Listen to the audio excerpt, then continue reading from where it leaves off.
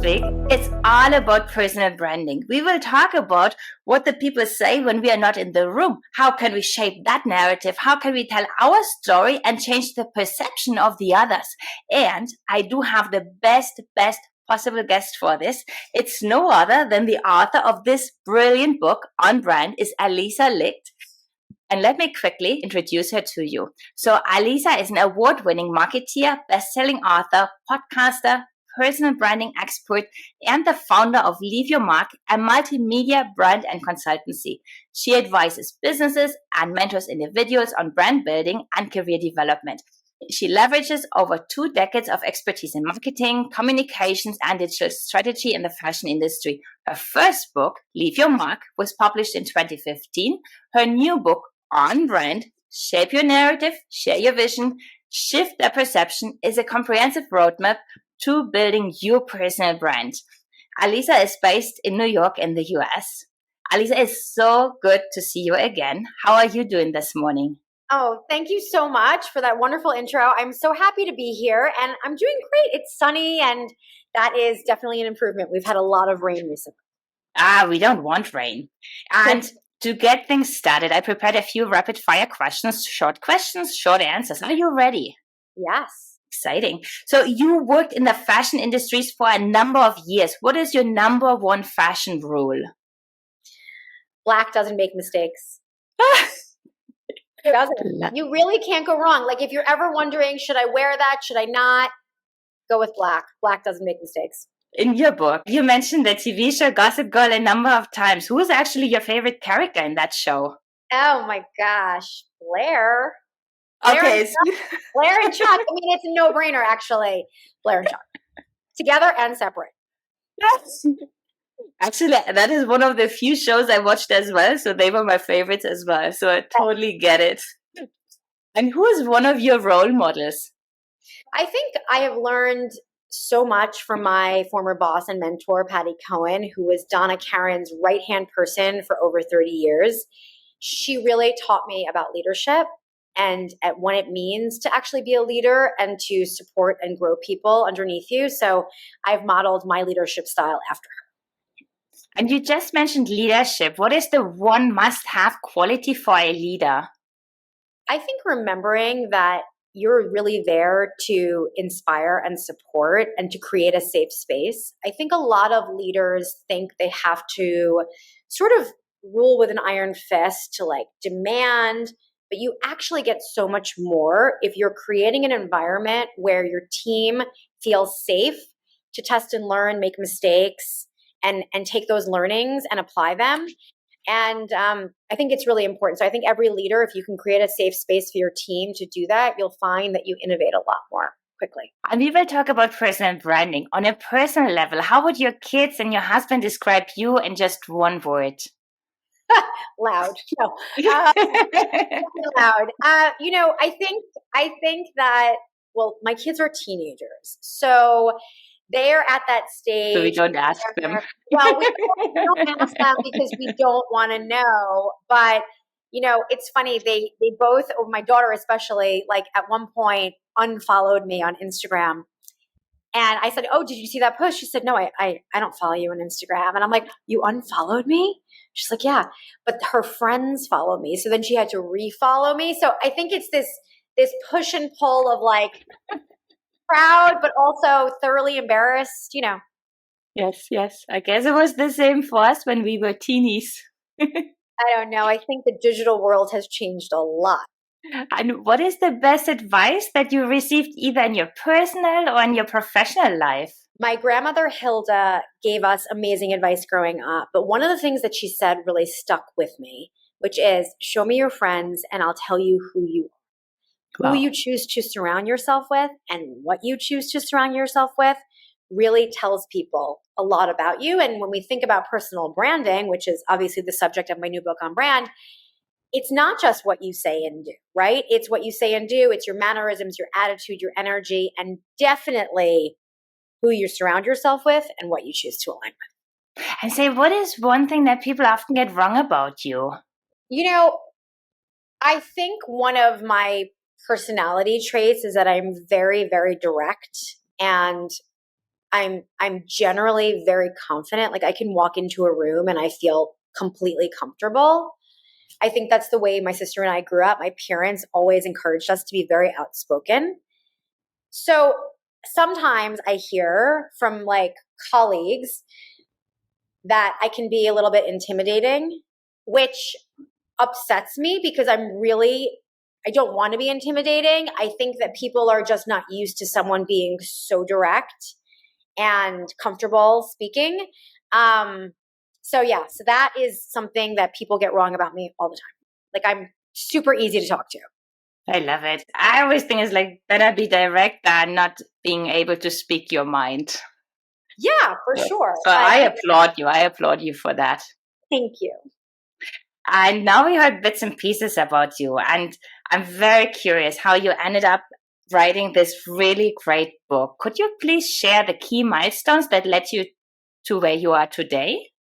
First, I started thinking I was going to be a doctor. So pre-med in college, graduated with a degree in neurobiology and physiology, then pivoted and decided I wanted to work in fashion the 11th hour. Started my career in fashion on the magazine side of the business and then moved over to public relations. I think what really changed my career is the creation of DQ My PR Girl in 2009, which, as you mentioned, was inspired by Gossip Girl. It was an anonymous social media personality, which is now credited as one of the first examples of a fashion influencer, even though we didn't know that word at the time. And that really led to me just sharing my life online as a PR girl living in New York City anonymously for 2 years. And then when I came out as the person behind that personality, I got my first book deal, which is Leave Your Mark. And Leave Your Mark is really The Devil Wears Prada meets career advice. It's for young professionals, college age / young professionals. So that really changed the course of my career. For the second book, to answer your question, my editor from Leave Your Mark basically texted me one day and said, okay, it's time for a second book. And I was like, why not? There's a fun story about that, which I shared on brand. I'm not going to give it away, but yeah, basically that's what happened. I love it. And I knew that already. It's like you studied first neurobiology, wanted to become a doctor. What is one thing that really helps you from that education today?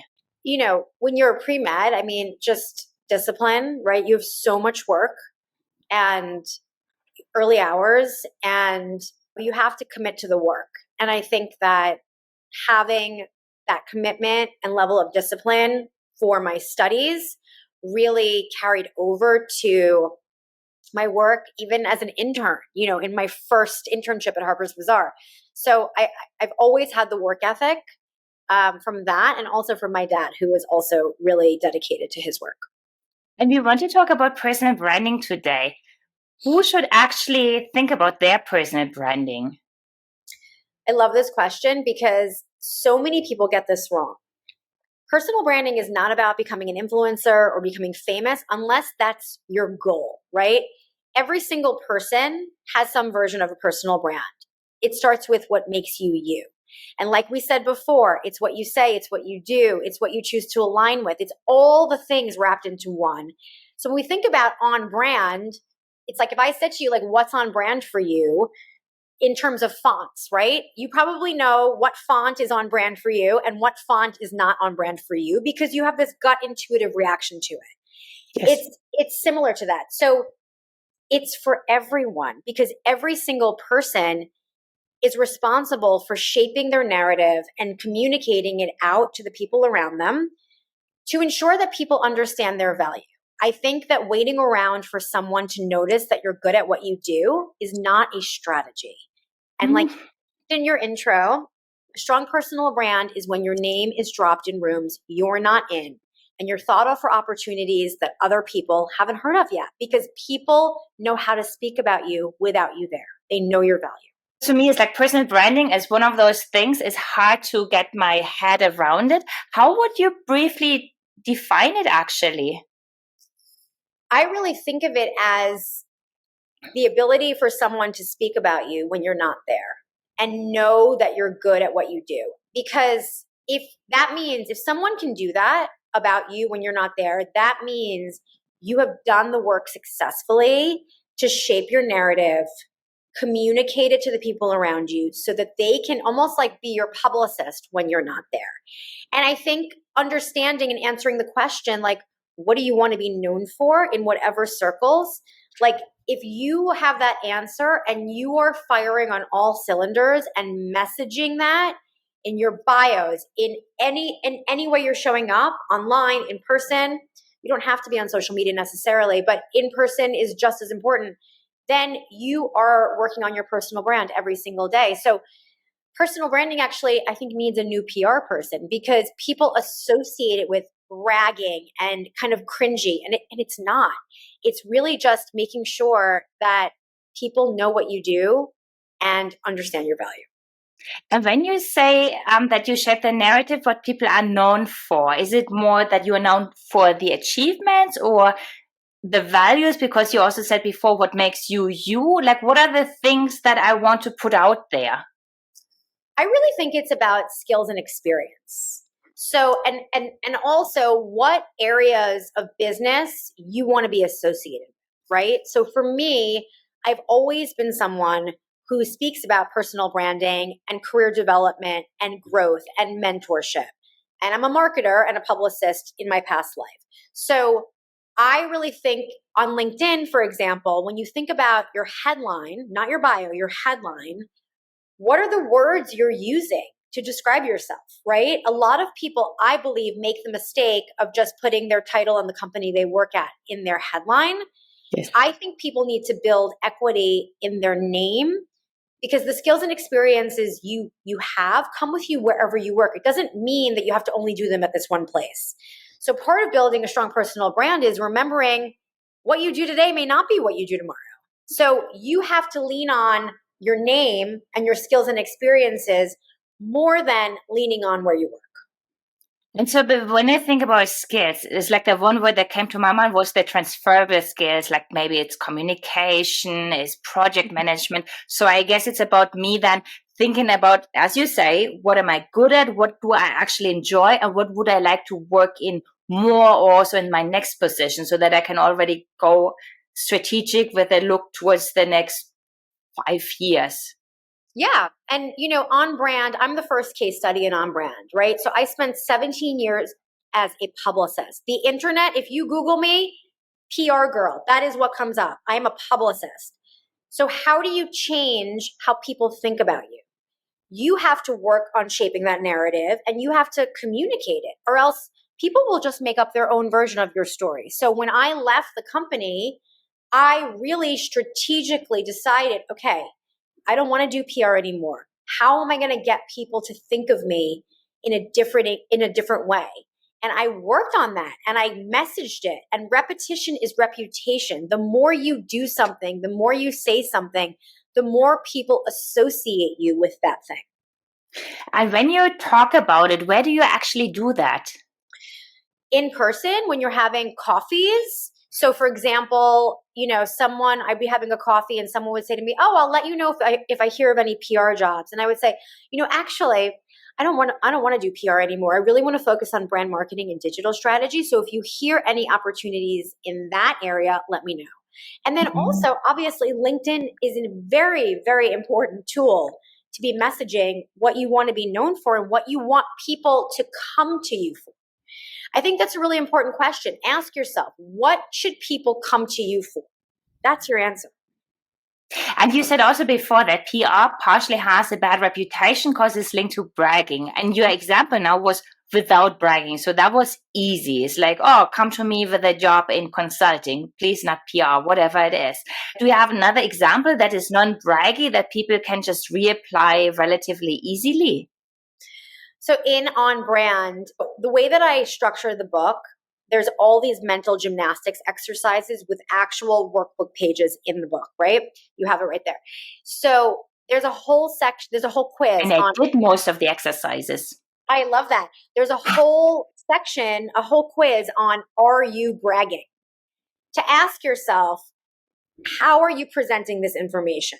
So I always believe that if you couple sharing a win with giving out advice, it's a better combination. And then if you want to extrapolate making it better, give a hat tip to other people who have also helped accomplish that win and call them out as well. But the big thing that I talk about in On Brand is the ratio 5-1, which is I will proactively go out and support 5 people in my network and amplify their wins for every one time I'm doing my own. So I think that if you're someone who really helps support people in your network when they have something great happen, you'll feel more comfortable to share if something great happens to you.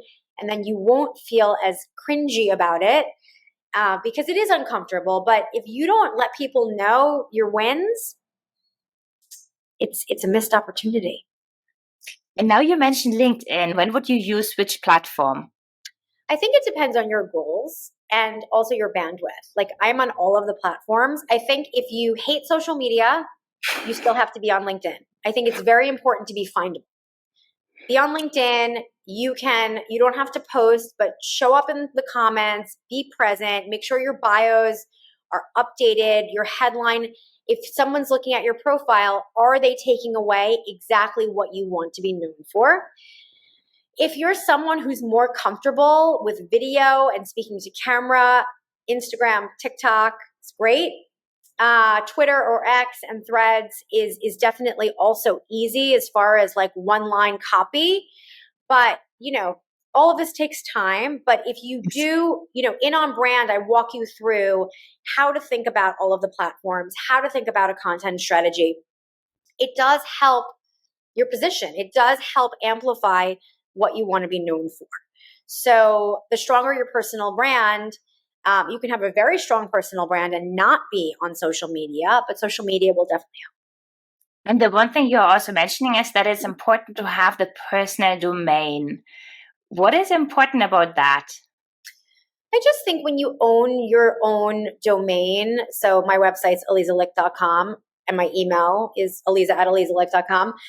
When you own it, it just shows that you've taken that extra step to think about your brand. It just elevates the game. And for this one specific, when I talk to people, they come back and say, oh, I don't need to have this because I have a job in marketing in a corporate setting. This is not something that I need. It's for a podcaster. It's for a consultant who is independent, but I'm a corporate person. I don't need this. What do you tell those people? Well, I would say that you are renting your audience on social media, and having your own domain, your own landing page is the only place on the internet where you have 100% share of voice that isn't controlled by an algorithm. So if you want to show up in the way that is beneficial to you, to say what you do, share pieces of your work, that's the place where you can do it, and the people who go to your site will actually see it. We all know that on social media, not everyone sees your content. No. This is the only place they can. You also inspired me to buy the domain for my son, actually. Oh, good. Good. Yep. I wasn't thinking about that before. Yeah, because you won't get it. You'll get some weird, you won't get .com. You'll get some weird things. So yeah, I bought my kids their domains when they were born. And the other thing that you inspired me to change is my email signature. So I'm so glad you brought this up. So for everyone listening, this is just low-hanging fruit. Like, how many people who are listening here have sent from my iPhone as their signature? You guys don't do work for Apple, I'm pretty sure, right? So the email signature is such an easy way to lead people to what you want to know about you. And what are the typical mistakes that you see people doing in the personal branding area?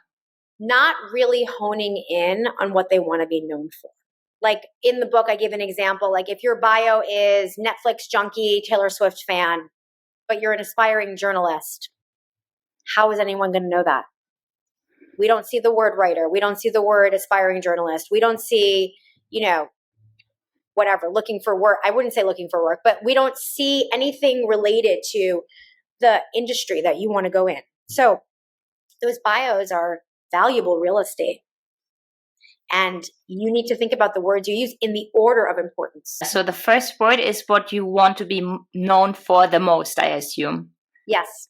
Well, doesn't it make sense? The first thing you call yourself That's how you think of yourself. So if you are an inspiring journalist, but you're listing 5 other things before you get there, then you're deprioritizing that word. And how would you recommend somebody to think about what do they want to be known for? Because the one thing that I see in coaching is that people barely ever take a moment in time to really reflect, and they don't really look in the mirror and think about that.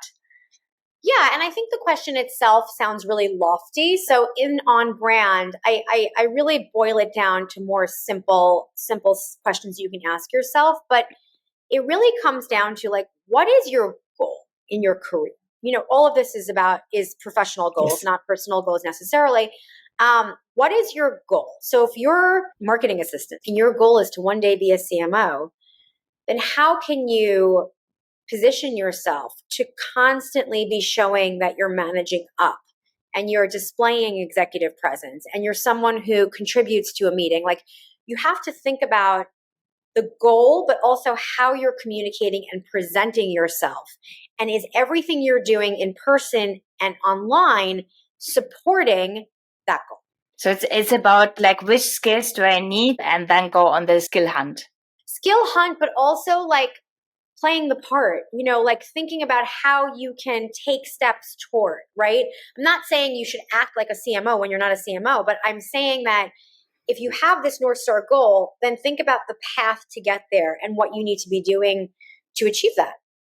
And I'm someone, I don't really enjoy social media that much. Like, I like LinkedIn, and the others, I don't really consume them on a personal level. For people who are like me, what can they do as a minimum to work on their personal branding, disregarding the social media? What can we do? One is executive presence, really understanding how you're showing up in real life, right? Having composure, being charming, being someone who communicates well, thinking about the audience that you're speaking to. So if you're going into a meeting, are you coming prepared with ideas? I think gravitas is another thing where when you enter a room, a meeting of any kind, do you carry weight in that meeting? Do people respect your opinion? So really, the way to do that is to be prepared and come with ideas. So when you show up, you're ready to speak and contribute. A lot of people, these days are camera off and they don't contribute. They're there, maybe they're making, a salad in the kitchen while they're in a meeting. But really understanding how are people consuming you when you do show up. So that has nothing to do with social media. The other thing is earning social capital, right? Being good to work with, having people understand, oh, you know what? We can call on that person because they're really good at what they do and they're going to deliver on time. I wrote a piece for Harvard Business Review on the importance of earning social capital as a remote worker, right?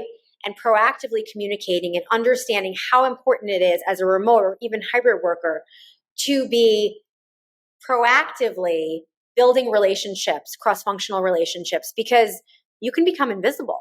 Yes. What's your best advice to really build that social capital? Do good work and sometimes do favors for people. It all comes back in the end. Sometimes someone might ask you, hey, do you mind just helping out with this one thing? A lot of people get their back up and they're like, wait, I'm not being paid for that. Or wait, that's not my job description. Like, do someone a favor. It will go such a long way. I'm not saying get taken advantage of. I'm not saying do blood, sweat, and tears for free. But if the person who's asking you is important or could be important in your growth, in your career, just do it. Yes. It's good karma. It'll come back to you. And what I also like is all going back to the basics, like what you said initially, is like hard work, discipline, being prepared, being kind. But so that personal branding in the personal space, I feel like sometimes that's also getting forgotten. For sure. For sure. I mean, listen, I really think that if you can help someone or make someone's day, it's so easy to do. It's like answer that email, that DM on LinkedIn that you got, someone's asking you a question, just answer it. Just be kind and think about if that were you, wouldn't you want someone to answer? So many people ghost and ignore, and it doesn't take a lot to just be a nice person. Yes. And one other thing with the book. So now you've already written 2 books, and all good things come in 3. So what's the next book? Well, to be honest, I was so scared the second book would be like, they always say like the sequel is never good as the first, because On Brand does kind of pick up. It's like the big sister of Leave Your Mark. That's so funny. No one's asked me that yet. I don't know. I think I have some fiction in me. We'll see. I like that. The book is really great. So who's actually the target of it? Because you said that the Leave Your Mark is for the youngsters. Listen, I'm amazed. I mean, I have college students who are leaving reviews on Amazon that I'm like, oh my God, I'm so happy that this has really helped them. But in my mind, somebody who's on the way already, right? You're in the early stages of your career, looking to level up, or someone who's looking to pivot professionally, someone who's building something like an entrepreneur who wants to really understand how to shape their personal brand. It could be someone, I mean, at the end of the book, I have all those POV sections, remember, where it's like, point of view, you're starting in a new job. Starting a new job is a great opportunity to think about your personal brand and how you're showing up. So there's big examples and small examples. You might need a rebrand. You may have messed up and you want people to think about you in a new way. That's in the crisis communication section and in the cancel culture section. So there's lots of examples. So I think what I tried to do is make sure there's something for everyone. There's a lot of leadership advice, definitely. So it's definitely for people who have goals of one day being at the top. But it's just as good for people who are already at the top and need a refresher or might want new insight. And you just mentioned the word refresher. So if I've done the work once, how often do I need to go back to it? So I believe that you should set a quarterly reminder to look at your bios and your social media timelines and just do a self-audit of like how you're showing up in the world. And I do think, I'm happy to say, people do seem to be going back to this. I have one reader who read the book in a month and then created an entire consulting business, literally finished a book he was like sitting on, and now is like doing press for his book on like local television. So wow. His name is Johnny Bergstrom. I'm so proud of him. His whole concept is gratitude. He is literally living on brand. And I've never seen a better example of someone who like read the book, did the work, and actually made it happen so quickly. And for someone who has not spent any time yet working on his or her personal branding, what should that person do today? There's no shame in that. Most people haven't thought about it, right? I think this takes work, right? You open this book. The beginning is fun. It's my story. You're going to be like, oh, this is easy. I can do this. And then you'll get to the first exercise and you might be like, not ready for it, right? So I think just do one section at a time. Like this is, you can read this book in 10 hours. That's how long the audiobook took, I think. But to do the work, just have like a month-long goal and literally just do one thing every day, every other day, and you'll finish it. For the people who have done it, it has been an incredible exercise in self-reflection. And the goal of personal branding is to make sure your self-reflection matches public perception. And the only way that you can do that is to do this type of work.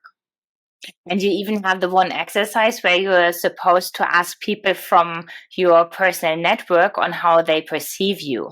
Yes. So that's probably the scary one. It is a scary one, but you can capture answers anonymously. I show you how to do that.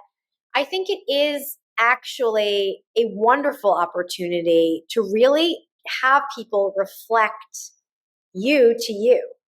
And sometimes you don't want to hear certain things, but oftentimes you're pleasantly surprised. And if you're doing a good job, how they see you is how you see yourself. Yes.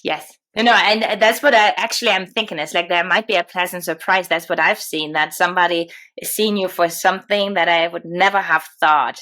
Yes. And I only have a few questions left for you. What is coming up next for you? Right now, I am really having so much fun going into companies and doing a talk that I call establish your personal brand at work to drive success. So companies are bringing me in. For example, 2 weeks ago, I went into Richemont, the luxury group, in preparation for the employees' year-end review process. Oh, wow. And help them think about how they're showing up at work before they start writing their year-end reviews. And I have been doing this at financial companies, luxury brands, all different types of companies. And it's great to be in person with people and really doing some of these exercises, but also on Zoom, doesn't matter, really helping them just take a moment. It's so luxurious to take a moment and really think about yourself. That's what this whole thing is, right? So that is my focus right now, is really corporate speaking.